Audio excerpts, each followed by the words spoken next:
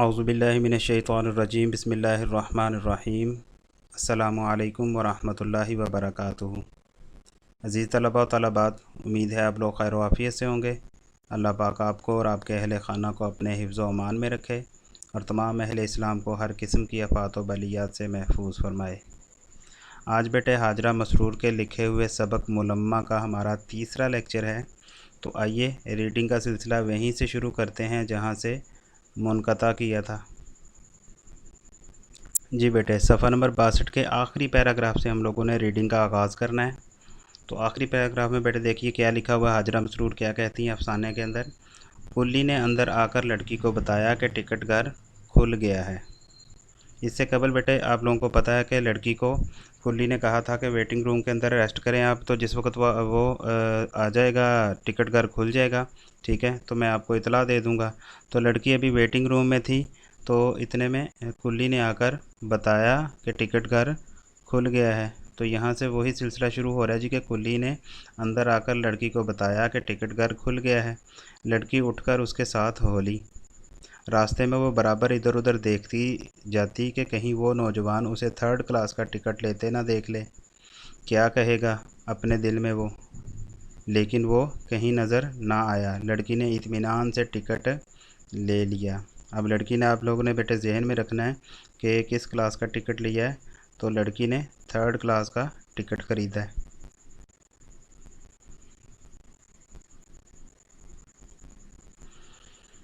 اتنے میں کہتے جی چیختی چنگھاڑتی ہوئی گاڑی پلیٹ فارم کے سینے میں در آئی۔ چیختی چنگھاڑتی مراد شور مچاتی ہوئی، در آنا داخل ہونا، پہنچ جانا، ٹھیک ہے جی۔ تو چیختی چنگھاڑتی ہوئی گاڑی پلیٹ فارم کے سینے میں در آئی۔ جب لڑکی کلی کے پیچھے پیچھے ویٹنگ روم سے نکلی تو اس کی پہلی نظر اسی نوجوان پر پڑی جو بڑی شان سے سگریٹ منہ میں دبائے اسے غور سے دیکھ رہا تھا۔ اب کیا ہو، وہ سوچتی ہوئی جلدی جلدی آگے بڑھنے لگی۔ وہ زنانہ ڈبے کے بالکل قریب پہنچ گئی۔ عورتوں کی کاؤں کاؤں اور زیورات کی جھنکار، یا جیسے عادی مجرم قیدیوں کی ہائے ہائے ہتھکڑیوں اور بیڑیوں کی تال پر۔ اس پر طرفہ مردوں کی ان کو ہدایتیں۔ کیسی ہدایتیں؟ منی کی اماں سامان نہ کھونے پائے۔ ایک دوسرے آدمی اس قیامت کے موقع پر گلا پھاڑ پھاڑ کر کہہ رہے ہیں، خبردار نقاب نہ کھلنے پائے۔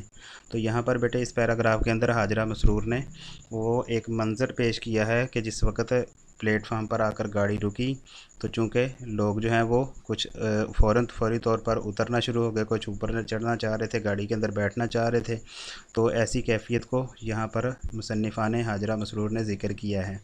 دوبارہ دیکھیے ذرا اس پیراگراف کو، تو کہتے جی اب کیا ہو، چونکہ وہ لڑکا دیکھ رہا تھا تو اس لیے لڑکی نے سوچا کہ اب کیا ہو، وہ سوچتی ہوئی جلدی جلدی آگے بڑھنے لگی۔ وہ زنانہ ڈبے کے بالکل قریب پہنچ گئی۔ وہاں پر کیا تھا جی؟ وہاں پر یہ تھا کہ عورتوں کی کاؤں کاؤں، کاؤں کاؤں کیا ہے جی؟ کہ مختلف قسم کی آوازیں نکل رہی تھیں، ٹھیک ہے جی، آوازیں، اور عورتوں کی کاؤں کاؤں اور زیورات کی جھنکار بھی آوازیں، یا جیسے عادی مجرم قیدیوں کی ہائے ہائے، عادی مجرم قیدیوں کی ہائے ہائے ہتھکڑیوں اور بیڑیوں کی تال پر، کہ قیدی مجرم جو ہیں ان کو لے جایا جا رہا اور ہتھکڑیوں کی آوازیں بھی آ رہی ہیں اور وہ ہائے ہائے بھی کر رہے ہیں۔ تو کہتے ہیں کہ اس قسم کا عجیب و غریب قسم کا شور تھا۔ اس پر طرفہ بیٹے کہتے تماشے کو، تو اس پر کہتے جی طرفہ یہ، تماشا یہ، انوکھی بات یہ کہ مردوں کی ان کو ہدایتیں، مردوں کی ان عورتوں کو کیا ہے؟ ہدایتیں۔ کیسی ہدایتیں؟ کہ منی کی اماں سامان نہ کھونے پائے۔ ایک دوسرے آدمی اس قیامت کے موقع پر گلا پھاڑ پھاڑ کر کہہ رہے تھے، خبردار نقاب نہ کھلنے پائے۔ لڑکی کا کلی دروازے پر اڑے ہوئے مردوں کے درمیان سے نکل کر ڈبے میں داخل ہونے کی فکر کر رہا تھا کہ پیچھے سے عورتوں اور مردوں کی ایک اور ٹولی اس بھرے ہوئے ڈبے پر حملہ آور ہوئی اور لڑکی بیچاری بیچ میں پھنس کر رہ گئی۔ اب چونکہ کچھ لوگ گاڑی سے نیچے اتر رہے ہیں جو مسافر آ چکے ہیں، اور جن مسافروں نے ابھی جانا ہے اپنی منازل کو پہنچنا ہے، ٹکٹ لے کر کھڑے ہیں، وہ گاڑی میں بیٹھنے کی کوشش میں ہیں، تو ایک ہجوم کی کیفیت ہے۔ تو اس کو یہاں پر مصنفہ ذکر کر رہی ہیں کہ لڑکی کا کلی دروازے پر اڑے ہوئے مردوں کے درمیان سے نکل کر ڈبے میں داخل ہونے کی فکر کر رہا تھا، ٹھیک ہے جی، کہ پیچھے سے عورتوں اور مردوں کی ایک اور ٹولی اس بھرے ہوئے ڈبے پر حملہ آور ہوئی اور لڑکی بیچاری بیچ میں پھنس کر رہ گئی۔ اس ٹولی کی ایک عورت نے اپنا چاندی کی چوڑیوں میں پھنسا ہوا ہاتھ برقعے کی گدڑی سے نکالا اور لڑکی کو راستے میں حائل دیکھ کر دھکا دے دیا۔ برقعے کی گدڑی کیا ہے جی بیٹے؟ گدڑی بیٹے کہا جاتا ہے فقیری لباس، کہ جس طرح فقیر جو ہے وہ پھٹا پرانا سا لباس پہنتے ہیں، تو یہاں پر چونکہ اس نے مانگے کا برقع جو تھا اپنی خالہ سے لیا ہوا تھا اور وہ عمدہ برقع پہنا ہوا تھا، اگرچہ مانگے کا ہی تھا، تو اس کے دل میں وہ دوسروں کے برقعے کی حقارت آ رہی تھی۔ تو اس نے کیا کہا کہ اس ٹولی کی ایک عورت نے اپنا چاندی کی چوڑیوں میں پھنسا ہوا ہاتھ برقعے کی گدڑی سے نکالا۔ ٹھیک ہے جی، گدڑی میں نے بتایا پیوند لگا ہوا لباس، فقیری لباس، فقیروں کی طرح کا، اور لڑکی کو راستے میں حائل دیکھ کر، حائل بیٹے کہا جاتا ہے رکاوٹ دیکھ کر، ٹھیک ہے جی، تو دھکا دے دیا۔ لڑکی ایک جھکولا کھا کر سنبھل گئی۔ جھکولا بیٹے چکرا کر سنبھل گئی، غوطہ کھانا یا چکرا جانا، ٹھیک ہے جی، تو لڑکی ایک جھکولا کھا کر سنبھل گئی۔ اس کا دل بے ساختہ چاہا، اس کا دل بے ساختہ چاہا، کیا چاہا؟ بے ساختہ بیٹے فوراً کو کہتے ہیں، پیچھے بھی لفظ استعمال ہو چکا ہے۔ تو اس کا دل بے ساختہ چاہا کہ وہ اس عورت کا جھالروں سے مزین برقع، اب یہاں پر بھی اس کے برقعے کو حقارت سے دیکھ رہی ہے اور اس کے الفاظ سے اس بات کی وضاحت کر رہے ہیں کہ اس کا دل بے ساختہ چاہا کہ وہ اس عورت کا جھالروں سے مزین بیٹے کہتے ہیں سجا ہوا، مزین برقع نوچ کر بھاگ جائے یا پھر اسے ریل کے نیچے دھکا دے دے، لیکن سامنے جو دیکھا تو وہی نوجوان کھڑا مسکرا رہا تھا۔ پھر کیا ہوا آگے دیکھیے۔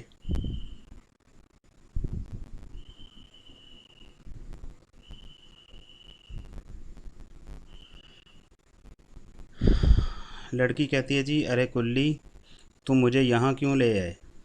ارے کلی مطلب وہ ایک غصے والے انداز میں بولی، ارے کلی تم مجھے یہاں کیوں لائے؟ وہ پوری طاقت سے چلائی اور کلی کو لے کر کسی طرح اس ہجوم سے نکل کر دوبارہ پلیٹ فارم کی پیمائش کرنے لگی، پلیٹ فارم پر ٹہلنے لگی، چلنے لگی۔ پیمائش کرنے سے مراد ٹہلنا یا چلنا۔ اس کی نگاہوں کے سامنے سینکڑوں میلے کچیلے برقعے غباروں کی طرح اڑ رہے تھے۔ کاش وہ بھی ایک ایسا ہی برقع اوڑھے ہوتی تو کوئی اس پر طنز سے مسکرانے والا نہ ہوتا۔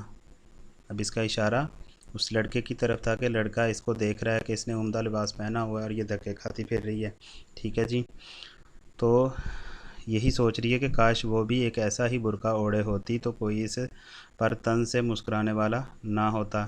اس کے دل کے کسی گوشے میں، گوشہ کہتے ہیں کونے کو، دل کے کسی گوشے میں یہ آواز پھڑپھڑانے لگی۔ وہ ہیر پھیر کر چل پھر کر بلا مقصد ہی درجوں پر لکھی ہوئی عبارت پڑھ رہی تھی۔ درجہ بیٹے ڈبے کو کہیں گے، کیبن کو کہیں گے، ٹرین کے جو ڈبے ہیں اس کو درجے کا لفظ استعمال کیا ہے، ٹھیک ہے جی، ریل گاڑی کے ڈبوں کے لیے درجے کا لفظ استعمال کیا ہے۔ تو کیا پڑھ رہی تھی؟ لکھا ہوا تھا ان کے اوپر فرسٹ، سیکنڈ، انٹر، زنانہ انٹر۔ وہ دفعتاً تھم گئی۔ اب وہ چلتے چلتے پلیٹ فارم پر چونکہ وہ ڈبوں کے اوپر جو نام لکھے ہوئے ہیں ان کو پڑھ رہی تھی کہ فرسٹ ہے، سیکنڈ ہے، انٹر ہے، پھر زنانہ انٹر ہے، ٹھیک ہے، تو اب آپ کے ذہن میں ہونا چاہیے کہ اس نے ٹکٹ کون سا خریدا تھا؟ تھرڈ کلاس کا، لیکن یہ ڈبے دیکھتے دیکھتے جس وقت زنانہ انٹر والے کیبن پر ڈبے پر اس کی نظر پڑی تو وہ دفعتاً تھم گئی، فوراً رک گئی، اچانک رک گئی، ایک بار عبارت کو پھر پڑھا، اور یہ درجہ، یہ ڈبہ اسے موسلا دھار بارش میں کسی گھنے درخت کا سایہ معلوم ہونے لگا۔ وہ بلا سوچے سمجھے دروازہ کھول کر اندر داخل ہو گئی۔ کلی باہر ہی متعجب سا کھڑا تھا۔ اب کلی کو تو یہ علم تھا کہ اس نے ٹکٹ کون سا خریدا ہے؟ تھرڈ کلاس کا، اور یہ کس میں بیٹھ رہی ہے؟ زنانہ انٹر میں بیٹھ رہی ہے، تو اس وجہ سے کلی باہر ہی متعجب، حیران ہو کر کھڑا رہا۔ اور لڑکی نے اندر جا کر کیا آواز دی؟ لے آؤ سامان۔ کیا آواز دی؟ لے آؤ سامان۔ وہ ایک دل فریب مسکراہٹ کے ساتھ بولی، کہ دل کو دھوکہ دینے والی دل فریب، تو کہتے ہیں جی دل فریب کا لفظی معنی خوبصورت بھی کیا جاتا ہے، ٹھیک ہے، تو وہ کیا کہتی ہے جی کہ وہ ایک دل فریب مسکراہٹ کے ساتھ بولی۔ کلی سامان رکھ کر اسے ایک آنکھ سے گھورنے لگا، جیسے وہ اس کی تہہ تک پہنچنا چاہتا ہو۔